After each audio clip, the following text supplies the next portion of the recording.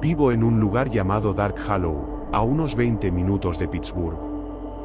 Es un barrio muy agradable con muchos árboles verdes y hermosas casas antiguas. No voy a negar que tuve la suerte de crecer allí, pero al mismo tiempo, había un gran inconveniente en vivir allí, y ese era la familia Chester.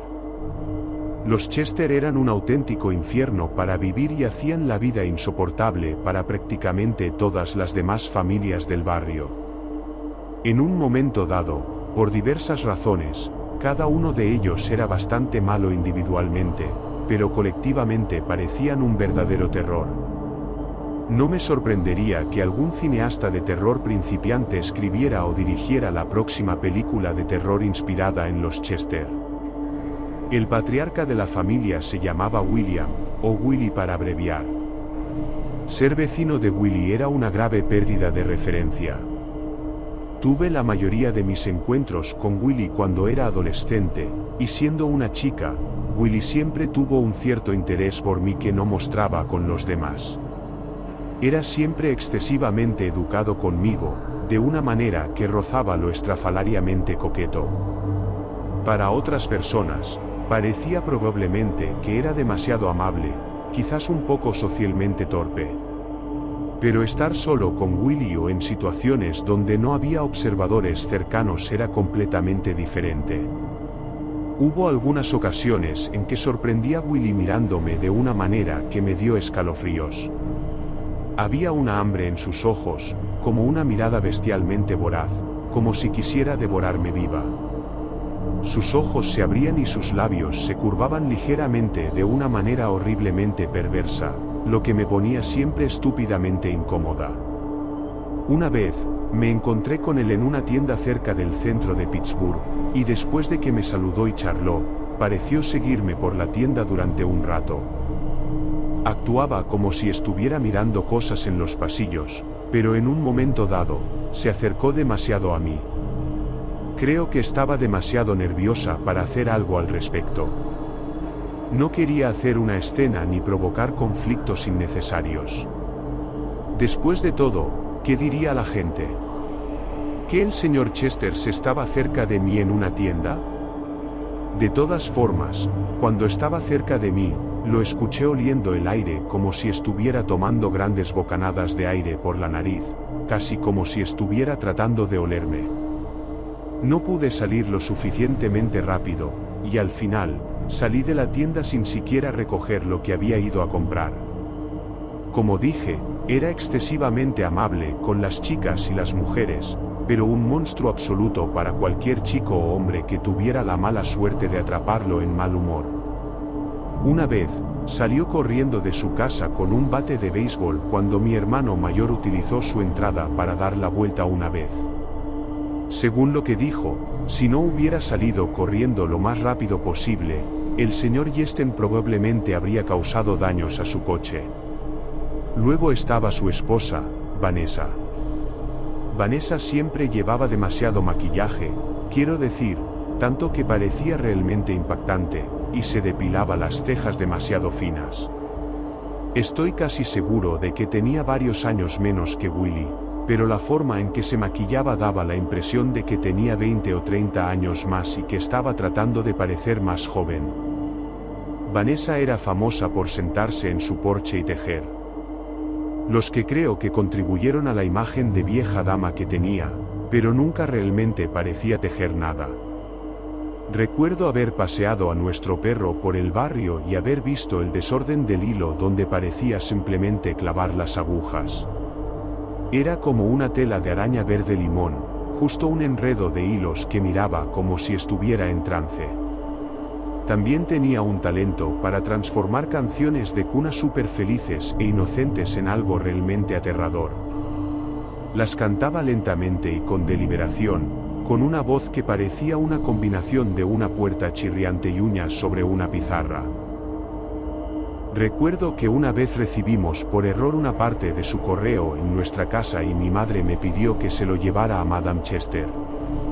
Ella estaba sentada en su porche, tejiendo con sus agujas en un enredo de hilos y cantando alrededor del Arousi un bolsillo lleno de ramilletes de cenizas, todos caemos, nos caemos todos. Cuando me vio allí con el correo en la mano, actuó con miedo, lo que era absurdo porque creo que yo tenía mucho más miedo de estar allí. Me dio las gracias por llevar el correo y antes de irme, me preguntó si sabía qué canción de cuna estaba cantando. Asentí con la cabeza y me preguntó si sabía cuáles eran sus orígenes. Dije que no y ella explicó que la canción tenía sus raíces en una vieja peste que azotó a Inglaterra, creo que se refería a la peste negra, pero no estoy seguro. Dijo que el anillo alrededor de la rosa era una referencia a una erupción cutánea que era un síntoma de la enfermedad y que un posé era una colección de hierbas que se utilizaba para disimular el olor de la putrefacción que despedían los moribundos. Luego me dijo que la parte "nos caemos todos" era una referencia a las personas que morían a causa de la peste.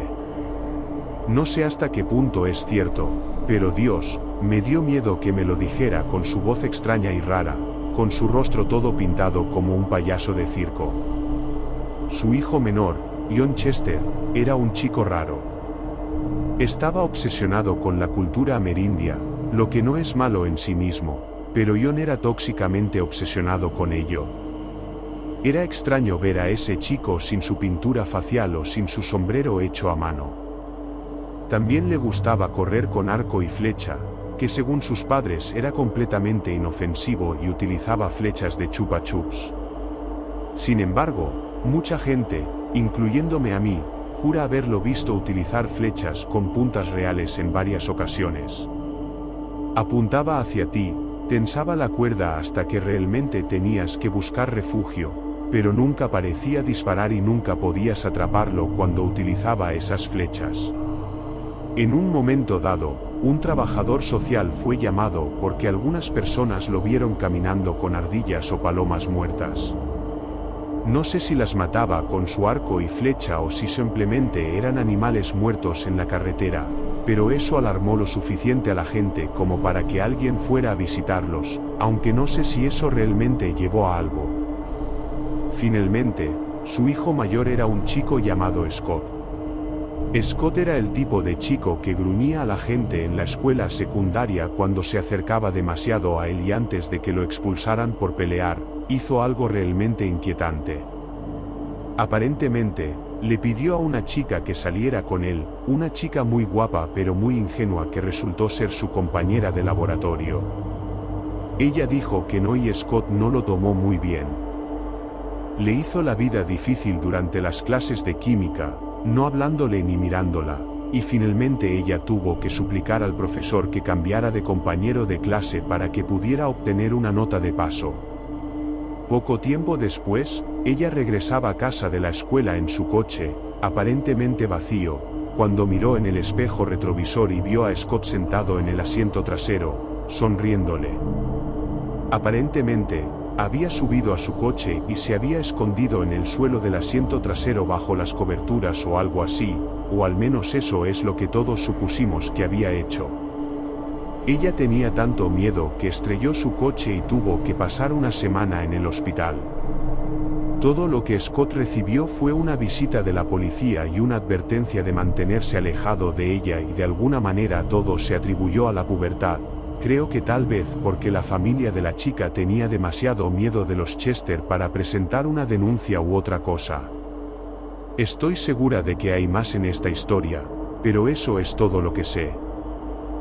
Cuando finalmente apareció el letrero de "se vende" en la casa de los Chester, creo que Dark Hallow estaba listo para organizar una gran fiesta para celebrar su partida y después de su partida, se convirtieron en una especie de leyenda urbana.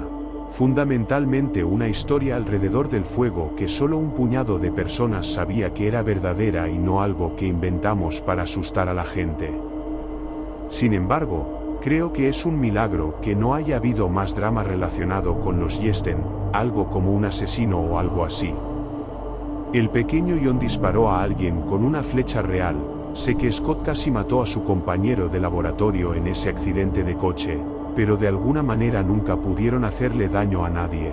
Pero quién sabe, Tal vez años después hubiera habido una muerte y quién sabe qué hicieron en todos los lugares a los que se mudaron. Tal vez sea solo cuestión de tiempo antes de que lastimen seriamente a alguien.